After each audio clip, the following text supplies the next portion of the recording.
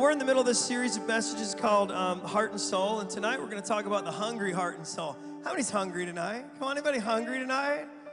How many's hungry for food? You know what I'm saying? How many's like, you're like food, like you know, hey, I'm hungry.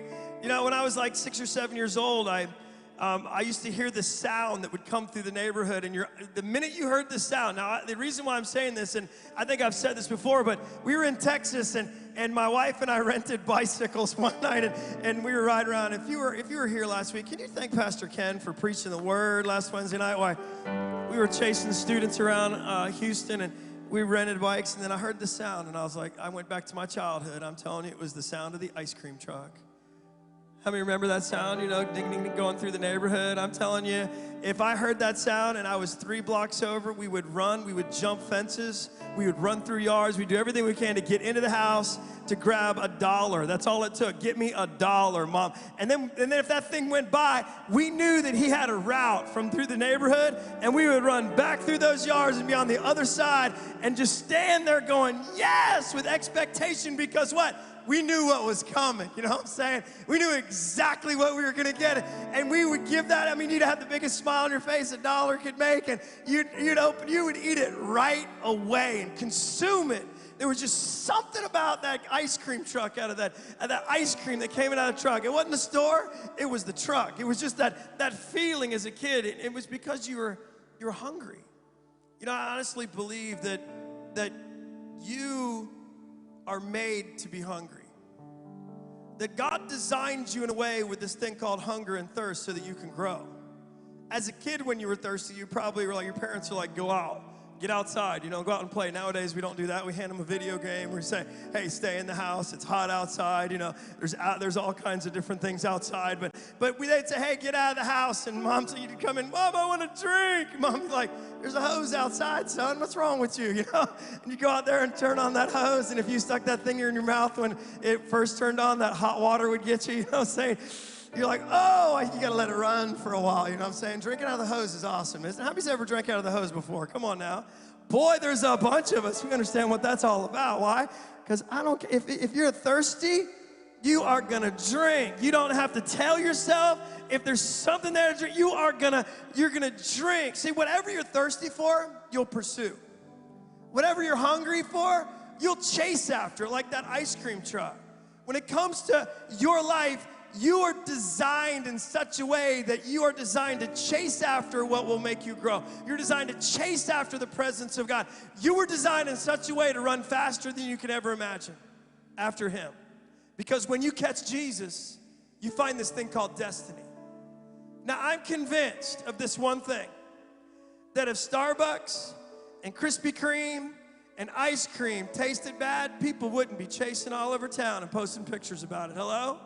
If what we love the most, if you watch my Instagram feed, you will see food items, because I just believe it's really a good thing to consume. Fried chicken and pork chops, and my doctor would just be upset. But I'm just telling you, like waffles, and I ate. Let me tell you this.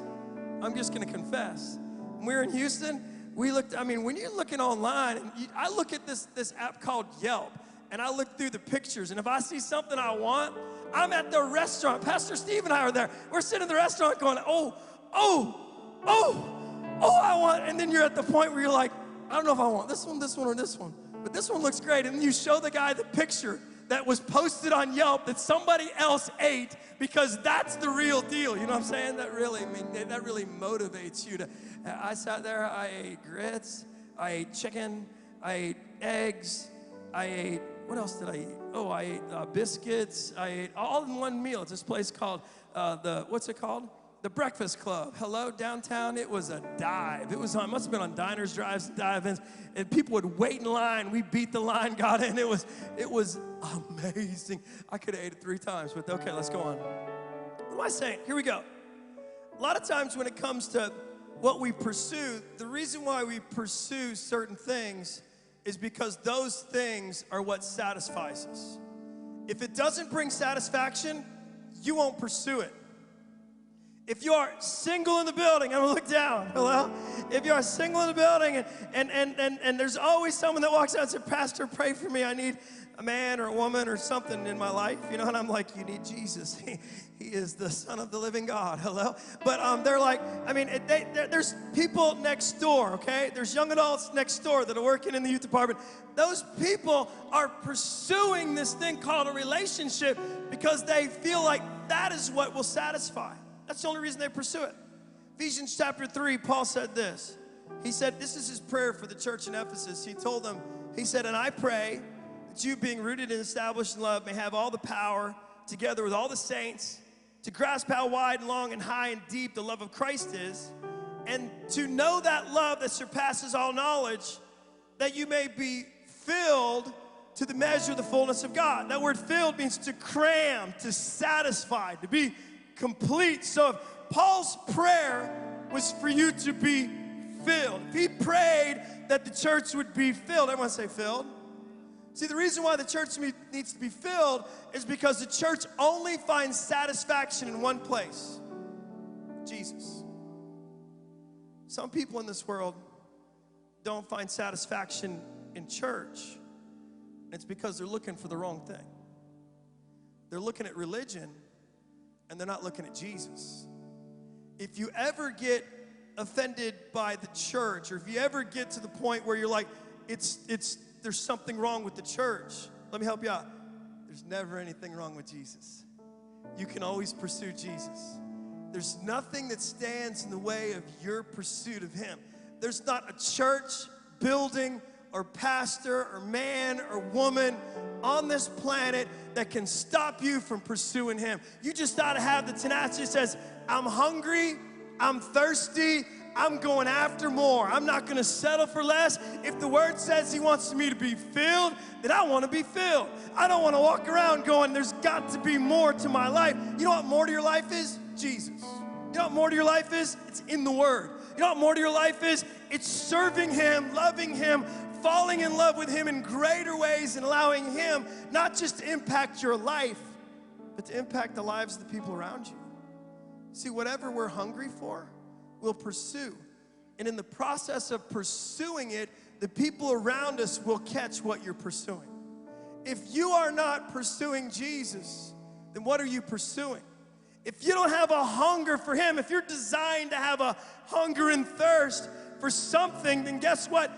You are hungry. Your heart and soul is hungry for something. You got to figure out what that hunger is. Jesus said this in Matthew chapter 5. It's the Sermon on the Mount, and it's the longest sermon that's written about Jesus. It's in red. If you read it, it's chapters 5, 6, and 7. But in Matthew chapter 5, verse 6, it says, blessed. Everyone say blessed. Blessed are they which do hunger and thirst after righteousness, for they shall be filled. So if we want to be filled, if we want to be complete, if we want to be satisfied, then we have to do what? We have to hunger and thirst after what? Righteousness. Jesus is our righteousness. He is the basis and the foundation of righteousness. It's our belief in him. So if I want a blessed life, then I got to have a hungry life. Let me help you out. If I want my life to be blessed in all that I do, then it's tapped into what? My hunger and my thirst is. Blessings are attached to pursuing Jesus. You want his presence to chase you? You want his presence to cover you? You want his presence to cover your business, your family, your kids, your grandkids, and everything? Keep pursuing him, because it's his presence that covers and changes everything. And that's when everything shifts in our hearts and lives. The simple truth tonight is this: your heart and your soul is hungry and thirsty. Your heart and your soul is hungry and it is thirsty. And if you look at it, let's talk about a seed for a minute. We talk about seeds. In a few weeks, I'm working on a message and working on something I just think God's really just is working on me for a Sunday morning about seeds and planting and what we do with seeds and how seeds grow and why they grow. But the one thing that I wanted to deposit in you today is this, that when it comes to a seed doesn't grow just because it's a seed. A seed grows because it's planted in dirt.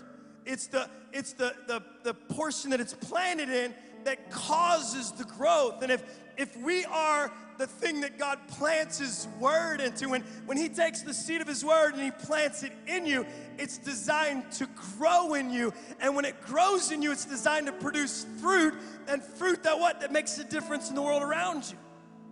So that seed that he plants inside of me doesn't grow on its own. It grows when it's, that seed's hungry.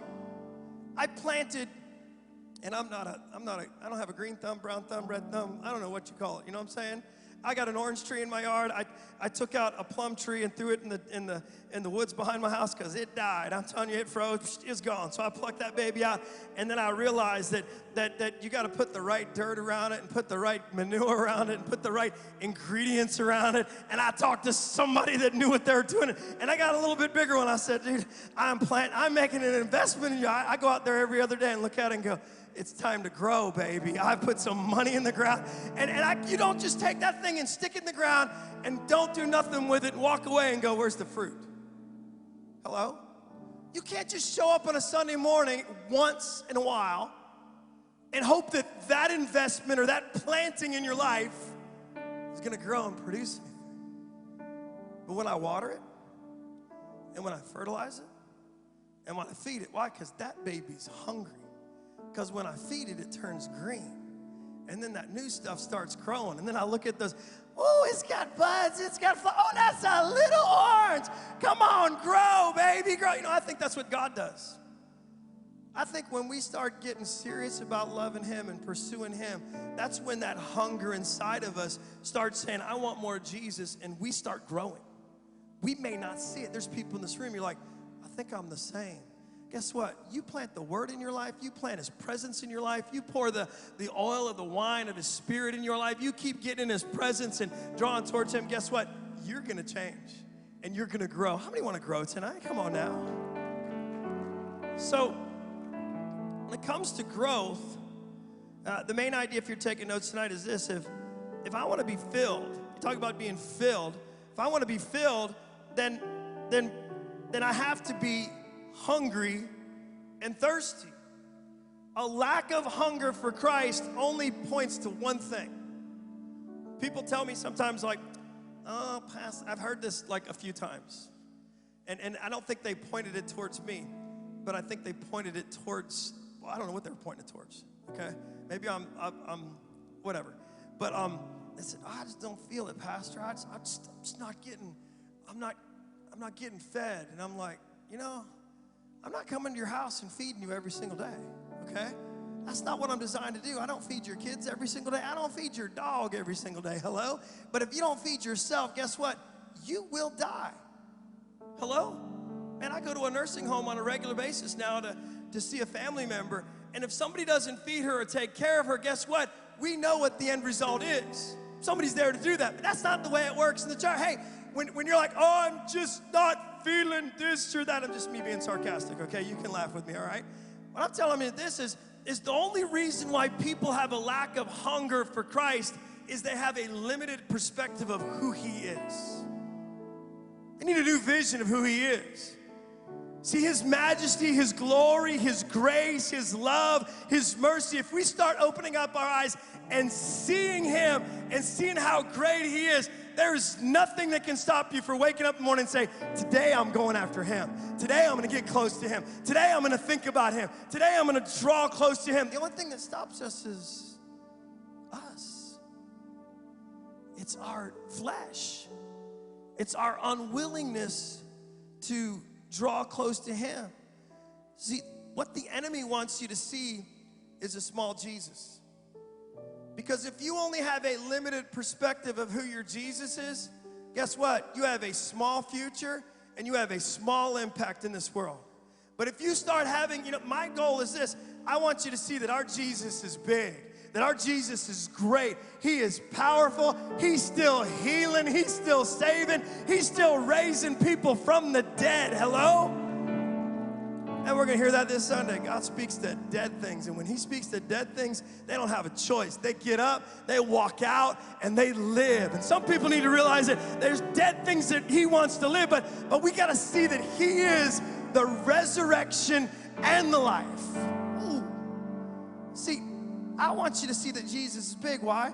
Because you see big destiny, you see a big future, and you see a massive impact because guess what? He's coming back.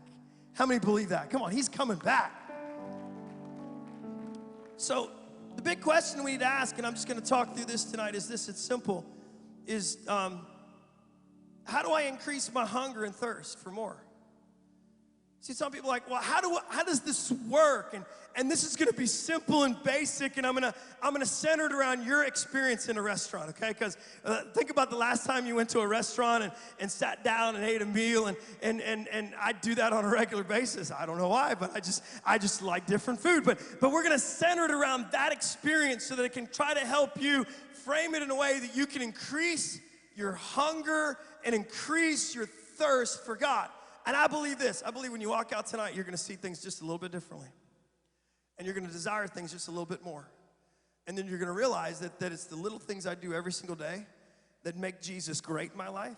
But it's the little things I do every single day that add his presence and his growth in my life. It's the hunger that I need to have for him. So the first thing, when it comes to how do I increase my hunger and thirst, I think it's a simple thing. If you're going to a restaurant, I think this is a simple thing. Don't fill up on the bread. Hello? Come on now. Some of us you take your kids to the restaurant and you sit down like Carrabba's. Hello? I mean, like that bread. Hello? I'm like, can you give me another loaf? Can you give me another loaf? Give me a third one. Hello? You know, I like that soup where I can dip the fourth one inside there. You know what I'm saying? And the herbs and everything, I'm like, that weed, whatever that stuff is. Woo! Woo! Some of you are like, what do you mean? Don't fill up on the bread. Sometimes we fill up on stuff that doesn't matter. Sometimes we fill our lives on things. Guess what? The bread's not the main course. The bread is cheap. The bread is just filler. The bread is just something they put on the table. So you go to a buffet and they got this massive buffet. You know what they do? They give you bread. There's a restaurant here in town that you've got this little card. You flip over and over and go back and forth. And they just keep bringing meat until you flip it over to red. And then you put it on green, put it on red. And they got like 18, 19. You just leave it on green and they just stack it up. Nobody's going. But they feed you. They got this bread and different things. You eat that. Guess what? You fill up. You don't fill up on the good stuff. Sometimes we fill our lives with things that just don't matter. We fill our lives with things that don't measure up. It's like we live like our kids. They eat 4 loaves and then they can't eat the real meal. If we fill our lives with everything else that this world has, guess what? There's more opportunity now than ever before. There's more opportunity now ever before to travel, to go on vacation, to take these 1-day trips, 2-day trips, and do these different things around this state. We live where people want to go on vacation, but because we're so close to it, there's so many opportunities. But if you take every opportunity, guess what? You could miss the main opportunity. You could miss what God has for your life. You could miss what he wants to feed in your life. That's why I think the most important thing you can do, lean in, I'm going to give you this, is real powerful. I think the most important thing you can do is have a regular diet of church. Not just online church. Not just watching it on TV. I mean a regular diet of showing up, if you're online, showing up in the room, worshiping with the family of God, because us together create this experience where we're hungry for more. Why? Because my relationship with Christ is dependent on my gathering with people around me.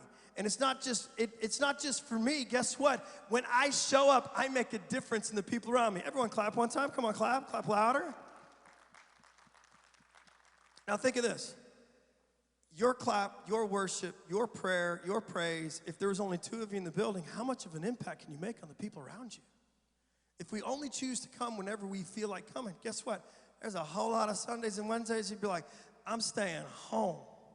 But let me help you out. In the next building, there's literally 175 young people, kids and students that need what? They need a regular diet of Jesus. Is that good to say? Come on now. They need to gather with people. So don't fill up on the bread. Look at your neighbor and say, don't fill up on the bread. You know, here's why I say that, but this is really interesting. You're like, wait a minute, you're saying that?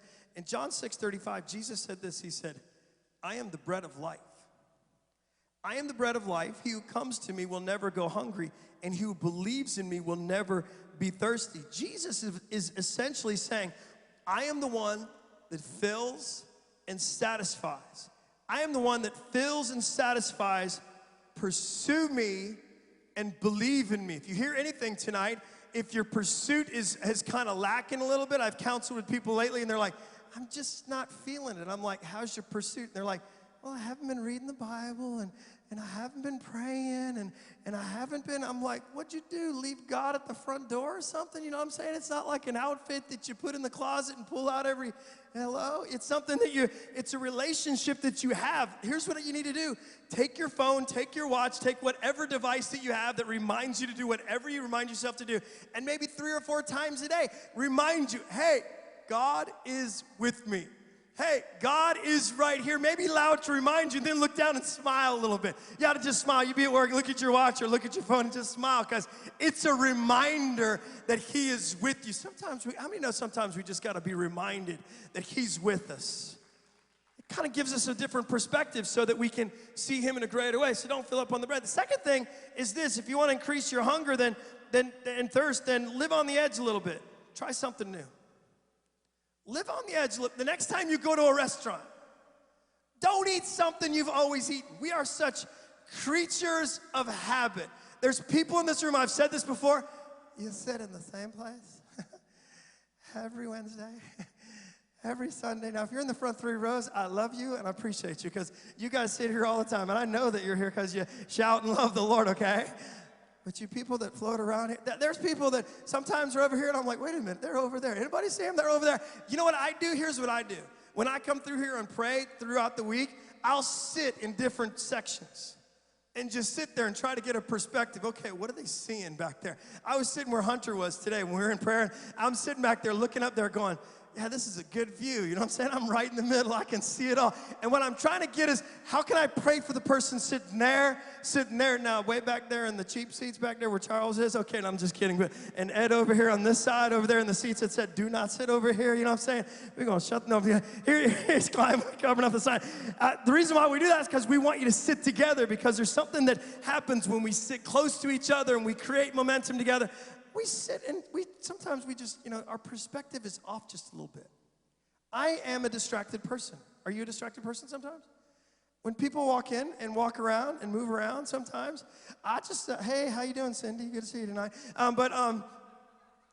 I just got her, I'm just but I'm just telling you, sometimes you sit in places where you just can't pay attention to nothing because you're paying attention to everything that's all around you. Let me help you out. Sit closer to the front, okay?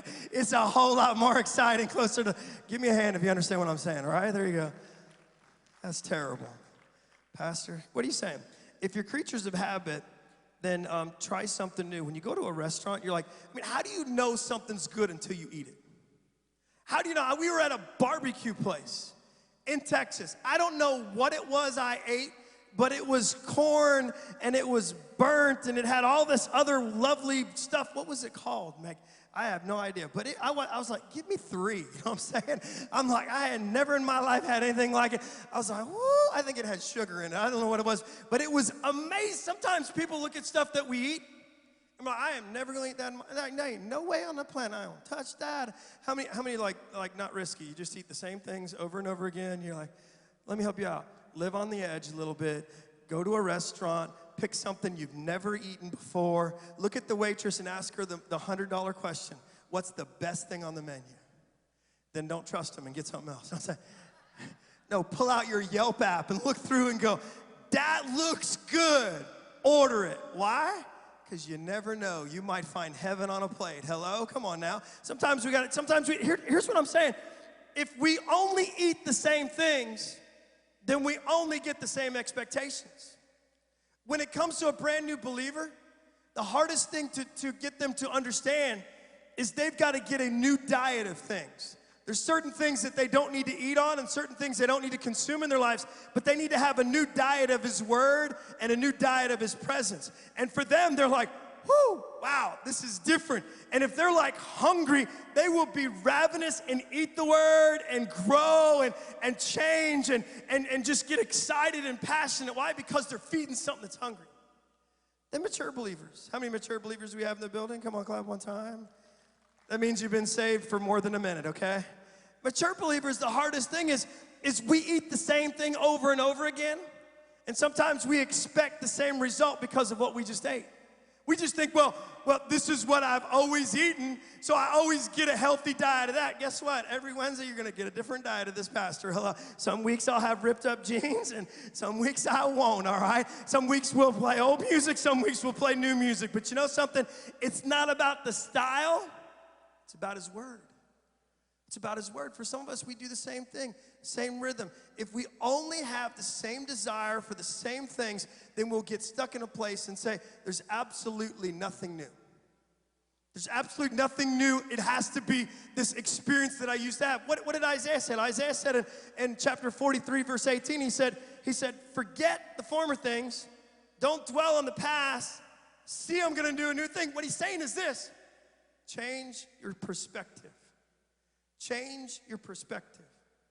I love it when I'm around mature believers that have been following Christ for a long time, and their hunger is evident, and their thirst is evident, and they don't care what the worship's like, they love Jesus. They don't care what the preacher looks like, they love Jesus.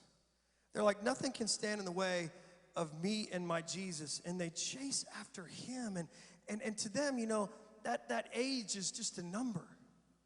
It's not like I land in some place. I tell people my age and they just laugh. They think they ain't no way on the planet. I'm like, well, that's why I grew a beard. It's gray, okay?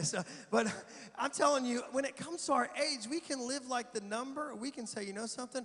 I'm going to live passionately for my Jesus. I'm going to grow. I'm going to grow. I'm going to grow. I could be saved 30 years, 40 years, 50 years, but you know something? There is more and more of Jesus. I've just got to keep growing. I've just got to keep growing. How many's going to keep growing? Come on now. That's why in Psalm it says this: delight yourself in the Lord. He will give you the desires of your heart. The great prayer to pray is, God, give me a fresh desire for you.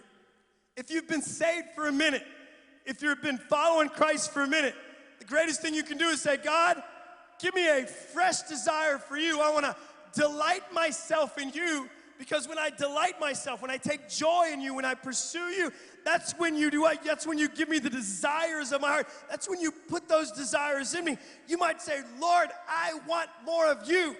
When you pray that prayer, guess what he might say? Get up early. Turn off the TV. Put down the phone. Quit watching that. Start reading a little bit more. Start praying a little bit more. Change the atmosphere. Do something a little bit new. Go somewhere else and read the Bible. Take your Bible to McDonald's. Sit down. If you've never sat out in public and read the Word, it's an awesome experience. Especially in coffee shops, I'll go and I'll open up the Bible and I'll sit there and read, and people will walk by. And sometimes I walk by and they're like, what does that guy read? I mean, they're like fascinated what you're reading because you got a book in your hand. Hello, it's real pages. And you open up, you're looking like, oh, okay. You know, and then you know what you're doing? You're putting yourself in a new place. And you're forcing yourself not to live in the old ways. And you're saying, I'm going to grow. I'm going to grow because I'm going to change my perspective a little bit. For some of us, we are creatures of habit. There's nothing wrong with being a creature of habit. There's nothing wrong with having a routine and having a routine. But if we get stuck in the routine, we may miss that God wants to do something out of the routine. God is the most, Jesus, you look at him in the Bible, he does the most unconventional things. What's he do? Spit on the ground, take mud, shove it in some guy's eye. He's like, hey, the disciples like, I read this today in my life journal, like, hey, who's sinned? Look at this blind guy over here. It's like they point him out and go, look at him. He could hear them, hello, because he's blind, he's not deaf, and who sinned, his mom or him, that he ended up like this, you know what I'm saying? Think about it. Jesus is like, nobody, this is for God's glory. And then they disappear. Go wash in the pool of Siloam. How insane is that? How unconventional is that? You start going down to McDonald's and spitting in the ground and putting it on people, hello, they are gonna, don't do it, okay, please. Your name is not Jesus, okay? If you're the Puerto Rican, his name is Jesus, please don't do it either.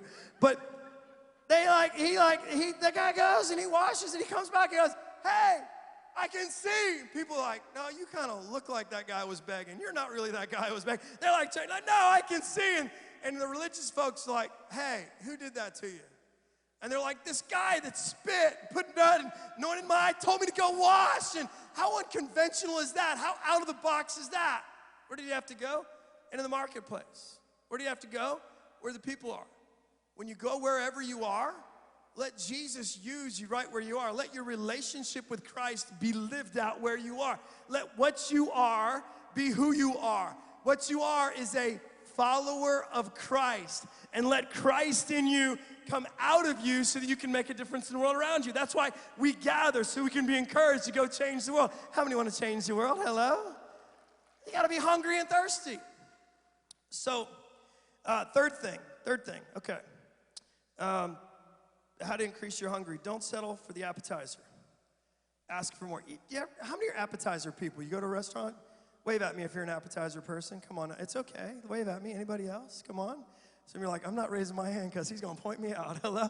No, I'm not an appetizer person. I like the main course. There's a study done about appetizers, and this study that was done, it was interesting. They did a study, and people were saying, why does the appetizer sometimes taste better than the main course? And sometimes it does. It's something so small and so insignificant. And if it's like a blooming onion, hello, and everybody's eating it, I'm like, let's jump in, all right? You know what I'm saying? But when it comes to like an appetizer, they say that an appetizer is this. An appetizer is a small dish of food or drink taken before a meal or the main course of the meal to stimulate one's appetite. Think of it this way. The reason why sometimes appetizers taste better is because the quality of the food, the taste of it, they give it to you because they're like, ooh, it's really, really good. And then you get this bland meal behind you. Like, why does it taste so good? Because you look so much forward to the appetizer. Take it one step further. Let's say it's Thanksgiving. You go to Thanksgiving and your family has this huge spread. Our family cooks way too much food. Anybody with you on that one? Hello, you know what I'm saying? We could feed an army for days. We eat like 4 or 5 times a day. Why? Because like we eat in the morning, we eat in the afternoon, we eat in the evening, we eat the next morning. I just eat like over and over. Anybody with me? Come on, okay? Anybody looking forward to Thanksgiving? I think it's the most wonderful time of the year. Hello. But let's just say this. You put out this huge spread, and then they put the appetizers over here. At our house, they put cheese, crackers, and olives and different things. And you go over there and you eat a few of those, and then they're like, okay, it's time for the meal. And you're like, no, I'm good. That's enough. You'd look at them and said, you have lost your mind. I'm eating yours too. You know, they'd be like, no, what's wrong? What are you going to skip the main course and go straight to the dessert? Anybody ever do that before? Somebody like, yeah, I put the dessert on the plate and eat it all at the same time. But when it comes to the appetizer, you'd be like, oh, you're crazy if you're not going to go for the main dish. Here's the problem. We know about Jesus, and we settle for knowing about him, but we don't take it to the main course and say, I want to serve him. We settle for just a little bit sometimes. It's the appetizer. Sometimes the church service is just the appetizer that gets you hungry enough that when you go out into the world, you continue to be hungry, you continue to eat, you continue to drink, you continue to consume as much of him so that you can pour out what puts in your life. You still have to feed yourself. So when it comes to the appetizer, push back from the appetizer and tell yourself, I want more. I truly want more. Why do I say that? Because here's what Jesus said. Jesus said this in Matthew chapter 7. He said, ask. Everyone say ask. Ask and it'll be given to you. Seek, say seek, and you will find. Knock, everyone say knock. Knock and what? And the door will be open to you. For everyone who asks, receives. He who seeks, finds. To him who knocks, it'll be open. Or what man is there among you who, if he has a son, asks for bread, give him a stone? Or if he asks for a fish, give him a serpent. If you, then being evil, know how to get good gifts to your children, how much more will your Father who is in heaven give good things to those who ask? The greatest thing I ever learned when I first gave my life to Christ, March the 20th, 1988. It was really like the third time because I backslid several times, but 7 days before I turned 21. In 7 days, I had a plan. I knew when I turned 21 that I'd be legal drinking age. And I knew that what I was gonna do was take my real ID and not my fake ID, and I was gonna go to every club on the Strip in Daytona Beach, and I was gonna order a drink at every single one. Why? Because I could legally do it. And God knew that that was a mistake, because I looked like I was 14 years old when I was 21. Come on now. I would have never passed for 21. I couldn't grow a single facial hair when I was 20. Hello? I looked like I was 15. Some of you, when you were here back in the 90s, you looked at me and you're like, that kid's 15. You know what I mean? I went to the middle school over here and visited kids for lunch and had a teacher walk up to me and say, son, where's your pass? Aren't you supposed to be in class? And I'm like, ma'am, I'm 26 years old. Hello? I am a pastor. And she's like, oh, I'm sorry. I thought you were one of them. How defeating is that? But on that day, when I turned 21, I said that was my plan. But God had another plan. And when I gave my life to Christ that first week, the one thing that my youth pastor told me when I gave my life to Christ, the man that was there, he said, just ask. Ask and you'll receive. When did we stop asking for more? When did we think we had enough? When did we think that just coming to church was enough? When did we think that just gathering in a building and having a great program is enough? To your pastor, the reason why I preach the way I do on Sunday is because I know that God's not done. I know that he's gonna do greater. I know that he's gonna heal, he's gonna save, people are gonna walk down, deliverance is gonna happen. I say it's not enough until God shows up. It's not enough till we see everything he has. Why? Because I'm asking. When do we stop asking? Ask, seek, knock. What? Ask to be hungry. Ask to be thirsty. We would sit there and look at everybody in the church and say, God, make me more hungry than them. I was a brand new believer. Nobody taught me how to pray like that. I looked at the people that had been saved a very long time and I was like, God, I want to be more hungry than them. And then I realized they had something that I didn't have. So you know what I did? I went over there and just sat next to him and listened to him pray at the altar, because I wanted to hear what they were saying. And I remember hearing this lady, she was probably 72 years old. She was all of 4'11". She'd put hymnals under her feet because her feet didn't touch the floor in the gym under the chairs. And she had the greatest smile on her planet. But I remember sitting there listening to her ask God for great things. And I'm like, God, if she can ask for those things, I can ask for those. And it was something that inside of me that realized that never stop asking. If your kids never stop, if your grandkids never stop, if your wife never stops, hello, husband, if your girlfriend, your boyfriend, whoever it is, if they don't ever stop asking, then when do you stop asking? Never.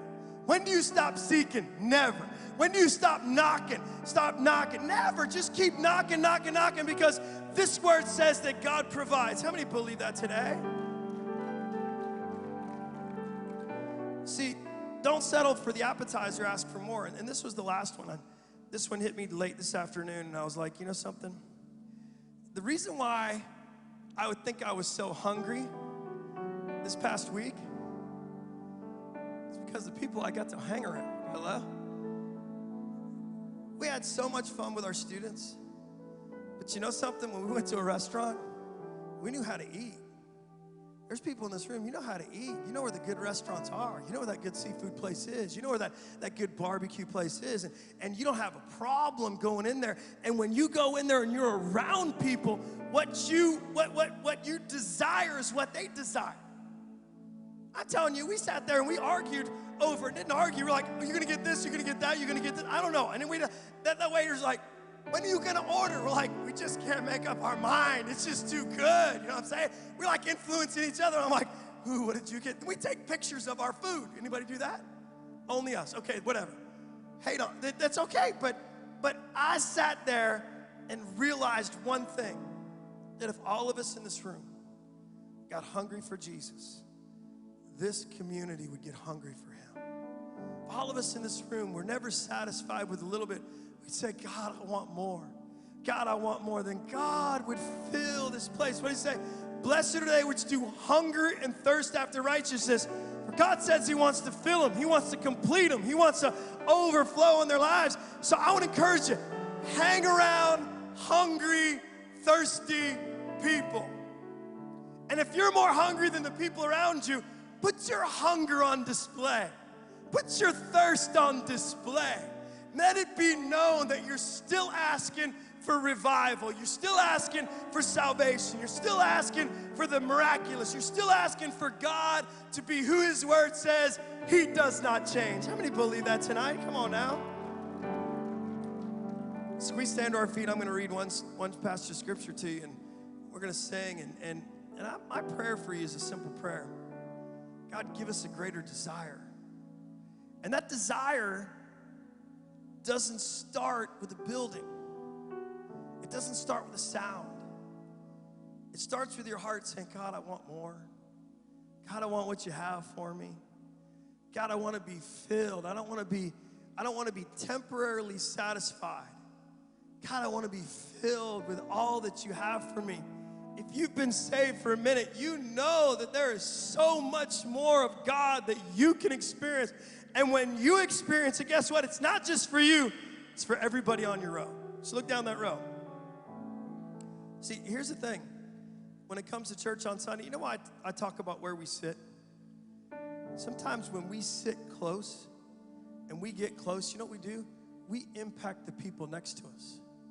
The reason what I love about the group of people that stand up here is because when they stand together and sing together, they don't just impact each other, they impact everybody in the room. It's a group of people. But when you sit next to people around you, guess what? When we sit close and we gather close, what happens is that synergy or that energy that's in us, it impacts the people around us. Oh, I'm going to work. They're going to worship. I'm going to worship. They're going to pray. I'm going to praise. They're going to clap. I'm going to clap. God, they're going to go down the altar. I'm going to the altar. Why? Because God's got more. It's the impact that he does in us, not just for us. There's somebody on your row this weekend that needs to see what hungry is, that needs to see what thirsty is, that needs to wake up that hunger inside of them. They used to be hungry, they used to be thirsty, they used to draw close to God, they used to worship, and they wonder where it went dry, and they wondered, is it something else? And my answer to them is every single time, it's just us. We stopped asking. We stopped seeking. We stopped knocking. Because God still wants to fill us. We just got to put ourselves in a place where God can. It says in Psalm 107, for he satisfies the thirsty, and he fills the hungry with good things. A heart and soul that says, God, I want more, guess what? He fills them with good things. How many want good things in your life? Do you really want good things in your life? Come on, let's close our eyes. We're going to worship here for a moment, and we're just going to ask God to just fill us with more. We're going to ask God to give us a greater hunger and a greater thirst. And if this word is spoken to your heart and been a deposit in your heart, say, God, Lord, help me to ask for more. Help me to ask. Help me to seek Jesus. Lord, help me to knock on the door of more Jesus. Lord, I worship you. Come on, lift up your voice and lift up your hands tonight. And let's just fall in love with Jesus a little bit more. Let's just put our hunger on display tonight, Jesus. We love you, we honor you, we thank you, Lord, because there is nobody like you, Jesus. Hallelujah. I need you more than yesterday. I need you more than words can say. I need you more than ever before. I need you, Lord. I need you, Lord. I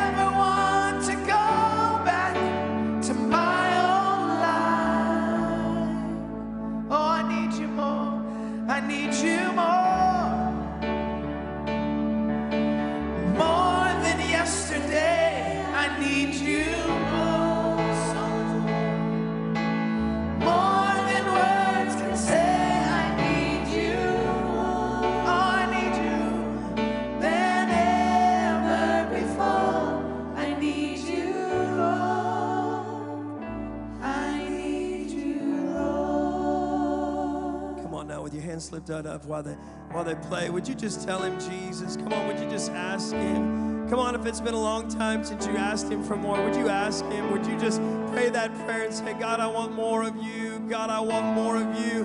God, I want more of you for my kids. God, I want more of you for my family. God, I want more of you for my city, Jesus. God, I want more of you for this region, Jesus. Lord, pour out more of you in my life, Jesus. Lord, I'm asking, God. Come on, just ask him tonight. It's been a long time since you asked him for something. Listen, just lift up your voice and just ask him, Jesus. Lord, I'm asking you tonight, Jesus. Start it within me, Jesus. Start a new hunger, start a new thirst, God. Lord, help me not to be satisfied with a little bit of you, Jesus. Lord, do more. God, do more, Jesus. Lord, wake me up in the middle of the night thinking about you, God. God, wake me up in the morning, God, with my mind on you, Jesus. Lord, when I walk through my day, God, I pray, Jesus, that I think about you often, God. Lord, have your way. God, I'm asking you, Jesus. Come on, ask him tonight.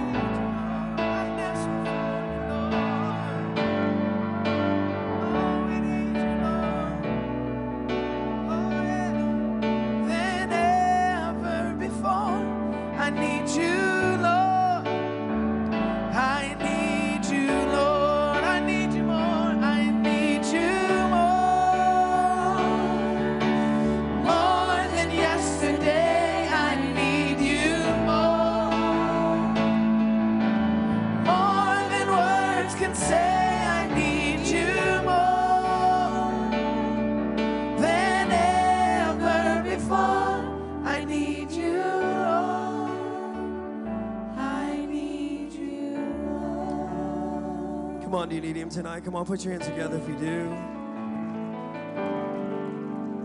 Can you close your eyes just for a moment? I just want to ask you 2 questions before we dismiss tonight. Tonight, if you came and your heart is away from him and something in your heart just woke up and you're just like, Pastor, I need my life to be right with Jesus. You know, we're not promised tomorrow, but you know something? We're here today. And today, if your life's not right with Jesus, what matters is what happens today. Not what happens tomorrow, but what happens right now in this moment. And if your life isn't right with him and your heart's not turned towards him, I just want to give you an opportunity tonight. If that's you, would you just wave at me when I say 3? When I say 3, just wave at me. You're saying, Pastor, pray with me. I want to make things right with him. You ready? 1, 2, 3. Just wave at me. Pastor, thank you. Thank you. Thank you. If you raised your hand, it's simple. Pray this prayer in your heart. And I want to give you a book after service. Come see me. I'm going to be right here around the front. It's just a small pamphlet that helps you to grow, to know who Jesus is, so that you can continue to have a hunger for him. So in your heart, pray this prayer. Jesus, Lord, tonight I realize I need you. So tonight, Jesus, I give my life to you. Lord, go ahead and make my life what you want it to be. I've tried to make it my own way, but tonight I need you. Forgive me of all my sins. In Jesus' name, amen. With your head bowed and eyes closed, maybe you're here tonight, you're like, Pastor, I need a greater hunger, I need a greater thirst. Something in this message just spoke to me and stirred something in my life that I'm going to start asking for more. I'm going to start seeking for more.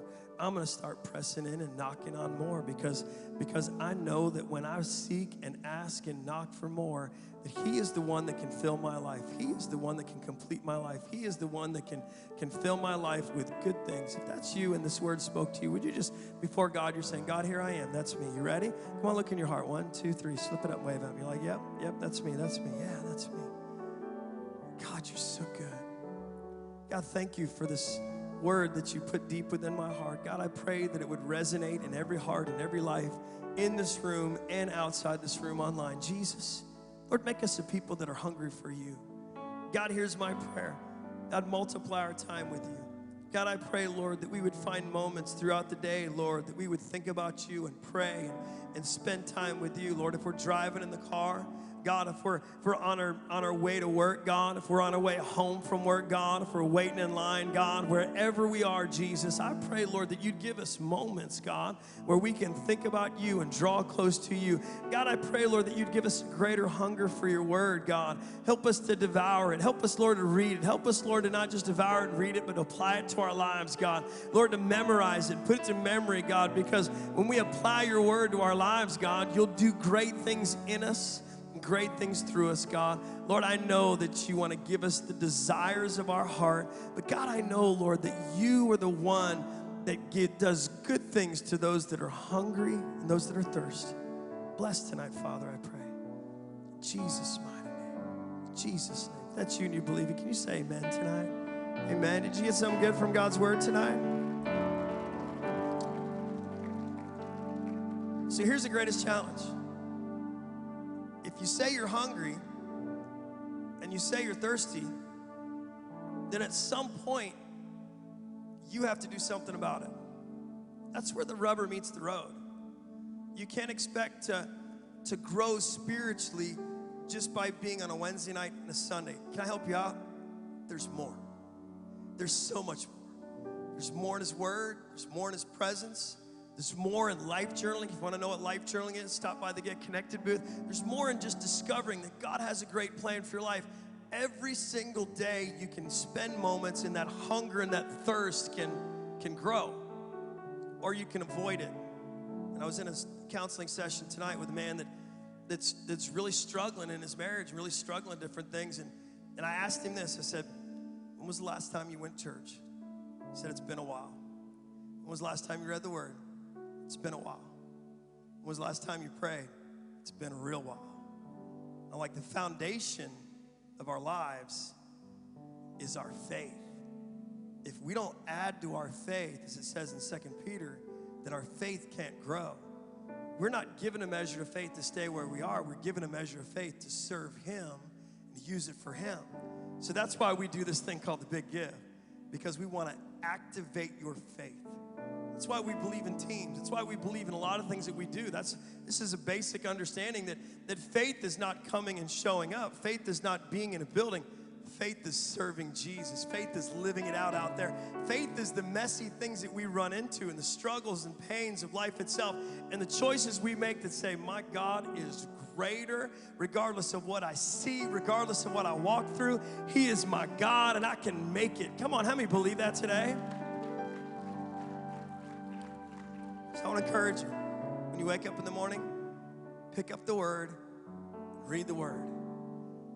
You go through your day, some of you are like, I can't bring a Bible to work. Guess what? You got this thing called a smartphone.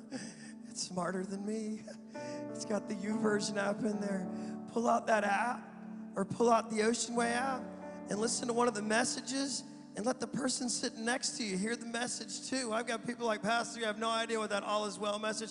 They keep playing it for people around their work and they're listening to it. God's changing them. Do something with your faith. Share it with somebody and then tell them, say, hey, why don't you come to church with me on Sunday? Sometimes they'll go, well, what should I wear? Well, my pastor wears ripped up jeans, so you can wear whatever. You can wear shorts, you can wear jeans.